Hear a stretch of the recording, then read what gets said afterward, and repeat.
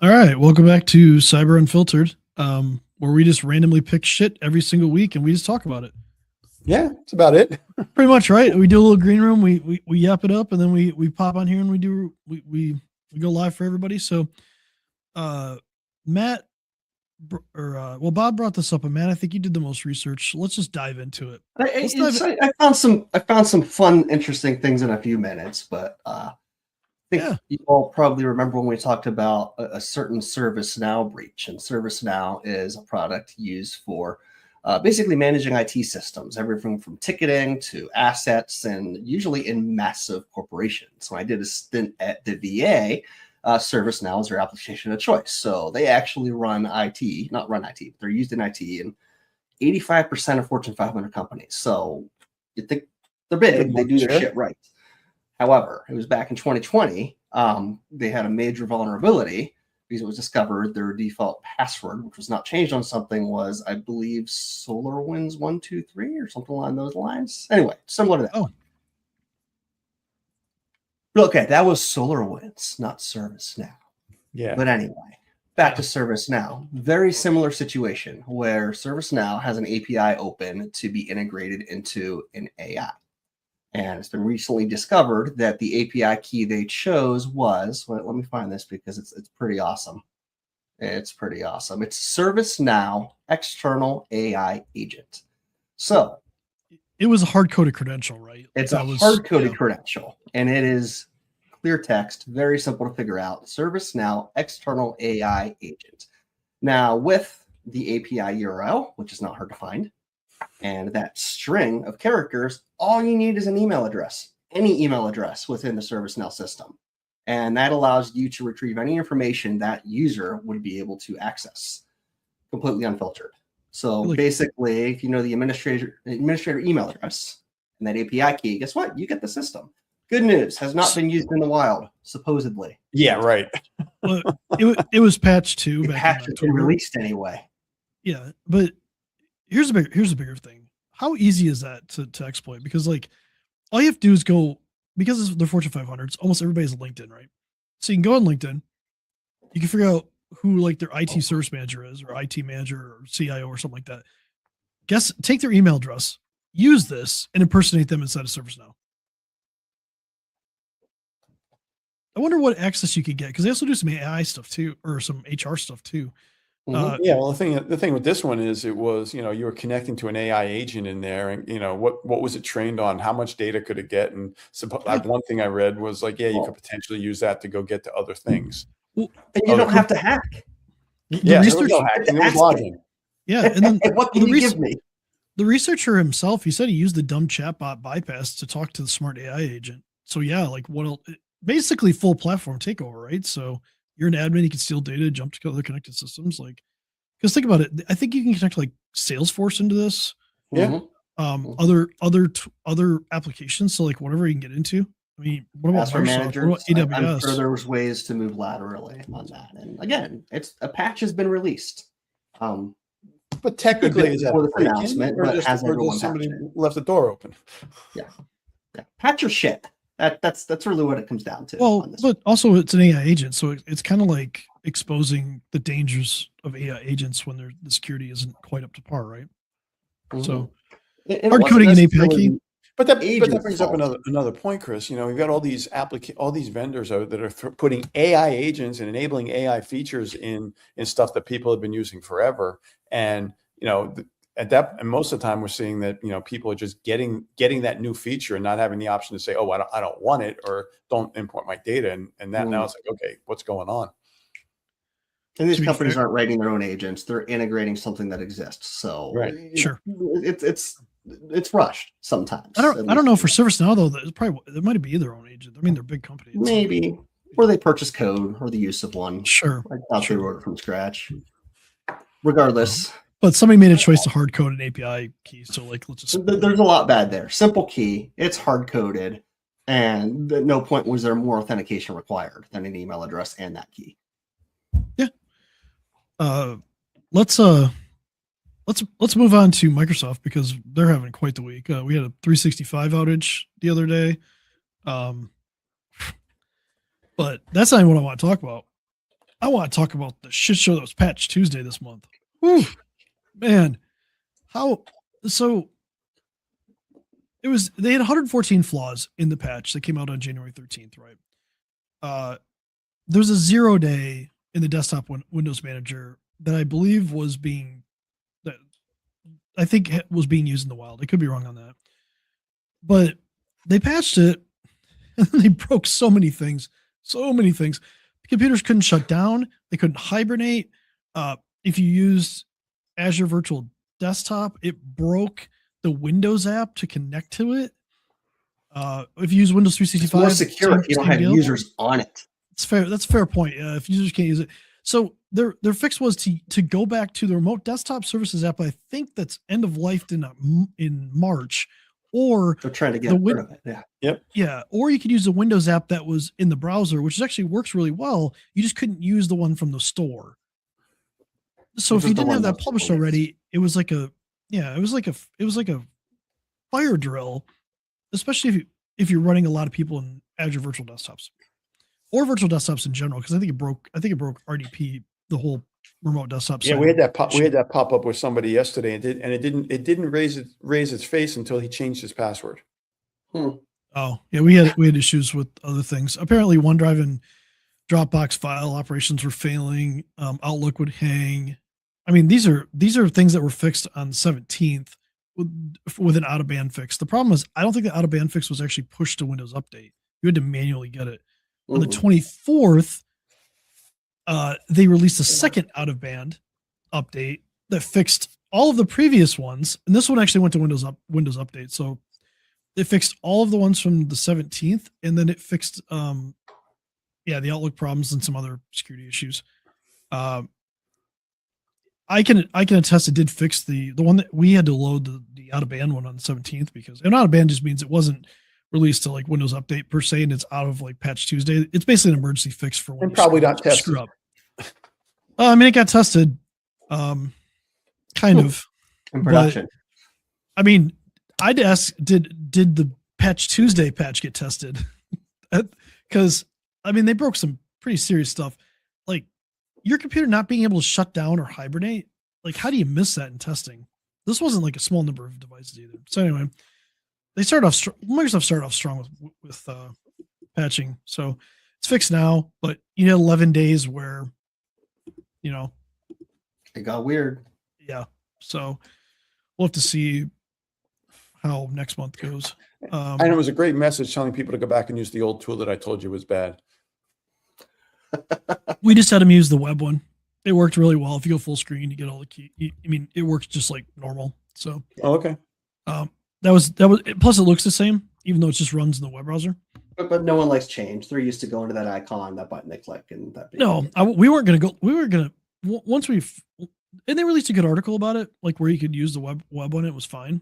Why the authentication works in the browser and not on the local app, that's another story. But moving on, since we made fun of one company, let's just move on to Fortinet, who's had a rough couple of years here. Years. Their FortiSIM, which is to collect security information and events, right? It allowed unauthenticated attackers to write files and elevate privileges. Whoops. So when a product is a function of security and monitor for security events causes them, you're saying that's bad. Yeah, that's bad. And then on top of that, then they had a FortiCloud SSO login bypass. So that was fun. So you could just bypass single sign-on for their login to FortiCloud. Apparently, they originally patched that in December. They released initial patches in December, but then researchers later discovered another bypass on fully patched devices were still vulnerable. So Fortinet then confirmed attacks on the fully patched gear and provided indicators of compromise and accounts of suspicious IPs. So they're preparing a firmware update. I don't know if that's out yet. And then on top of that, and let's just go to a third one. Let's go trifecta. We love the trilogy, right? Because like the first one's always a good one, and then we get to the we get to that trilogy level. Apparently in some of their FortiOS SSL VPNs, there's a 2FA bypass. So Still, two-factor They just authentication, don't another like bypass. two-factor working. Nope. It was the username can bypass two-factor authentication due to an inconsistent case sensitivity between the FortiGate and LDAP servers. That's like Active Directory if you're doing something like that. So yeah, good times. So Fortinet, rough month, and hopefully they fix that FortiCloud. So that's a bad one. But let's you want to talk AI? Because I feel like we need to start talking more AI in here. What do you think? We can. I feel like we just bashed enough vendors that absolutely, completely deserve it. But I mean, I'm gonna give Microsoft props in a minute, so don't worry about that. So I want to bash them first, and then give them props for something else. That's good. Did you guys see ChatGPT is gonna have ads in it for like the low tiers and the free tiers? Yes. oh great. Yes. I kind of can't wait to see how this plays out, but I also don't want to see how this plays out. I'm on the fence. It's gonna be some entertainment. If you don't go with the Go plan, which is I think is like was it $8 in the free plan, then you're not going to get ads. If you actually pay for like Plus Pro or yeah, they're like adding lower tiers to like and trying to monetize the absolute free stuff where we're just making memes or folks are making memes. Which I think it kind of shows that the cash burn that they're experiencing needs to slow because they need to not burn so much cash. And obviously, they're public, not exactly profitable. I mean, really, there's no money left at the bottom of that profit and loss statement. That's kind of what it comes down to at the end of the day. There's a serious cash burn going on. Yeah, they're prepping it for a VC dump. However, I have a feeling. No, they're good. They're good. I predict the ads in the lower tiers. This has to become a South Park episode somehow. I could just see maybe that spinning out in a very entertaining way of poor Kyle in school trying to get help with his homework and some ridiculous ad with Did you see the South Park that they already did where they were talking about ChatGPT? Like they had the husband or whatever that was like so addicted to ChatGPT and he was just they were very quick. Yeah, that's pretty funny. Yeah, and you can take that all the way back to when he had to unplug the Linksys router, but we can only talk about certain things with that on this show. But a few of you have a chuckle. Yeah. Apparently, they're not going to sell the user data or let it influence the answers. We trust That's what they're saying. I mean, I don't think I trust many tech companies right now with certain things because you keep finding out like Google's just settled a lawsuit about their voice listening to people. They don't have to pay that much for it either. But maybe, but they need to spend billions of dollars on infrastructure and they probably need to slow that cash burn. So, but Apple, if you didn't hear Apple, let's move on to Apple real quick. Coming up here next month, Siri is supposed to have Gemini finally tied into it because they signed that deal with Google. So Apple will do some of their AI internally, and then they're going to use Gemini, which would be interesting because they announced before they had before the ChatGPT integration. So I wonder if that's going to go away specifically with Siri or how they're going to do it. I haven't paid attention to it. Apple AI powered by Google. Oh, their searching has been powered by Google for a long time, right? Google pays them. Yeah, but with with a little back scratching and some finances. Well, I'm not going to use the term I was going to use, but like, so Google pays Apple for access to their users for search results. Apple's then going to take some of that money and pay Google to use Gemini. So it's a big circle. Incestuous. It's there it is. Let's go. All right. I was going to call it a circle, but no, I was going to call it a circle something. So we'll leave it at that. Oh, what a web. So I like where you went a little bit more. It has gotten a little silly though when you think. But it's the whole AI community in general, right? NVIDIA invests in companies and they buy NVIDIA chips. AMD invests in a company, they buy AMD chips. Okay, if I give you money and you buy the thing from me, it's a big circle. You know what? So, we'll see how that plays out.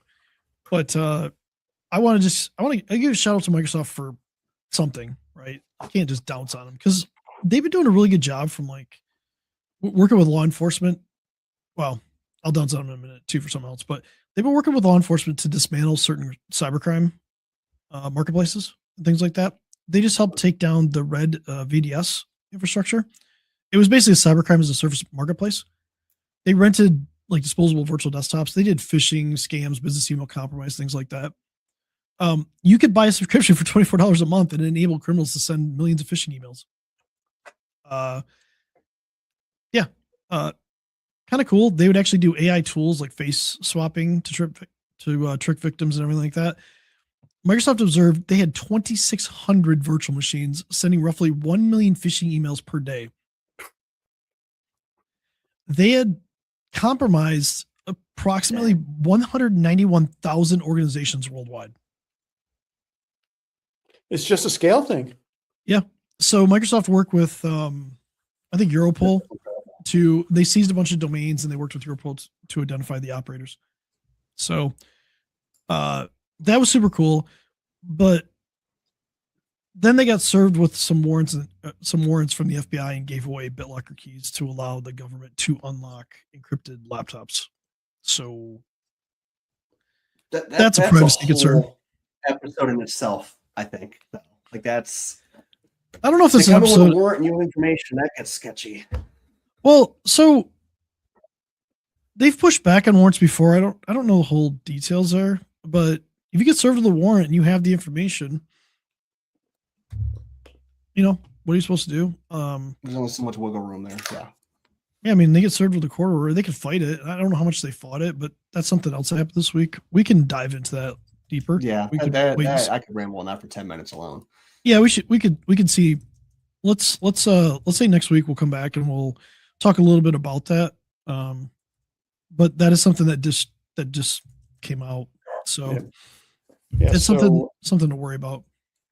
So we talked a lot about a lot of issues, and we mentioned a lot of AI today.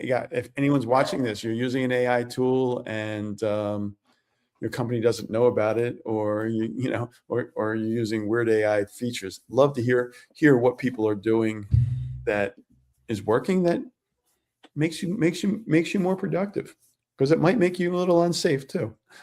Man, but also, for all of you that are saying my employees don't use AI, yes, they freaking do. You just don't know it. So you might want to take a peek at that. We're gonna have people coming back saying they're using like DeepSeek and stuff like that, and we're just gonna like turn off the episode. We're gonna cancel that episode real quick. Anyway, guys, let's move on. And next week, I hear someone banging on the door. I hope they have a warrant. Never mind. All right. So next week we'll do a little bit deeper dive on the FBI and BitLocker thing. But yeah, if you have any comments, questions, leave them down below. Let us know, and we'll see you next week. Stay warm.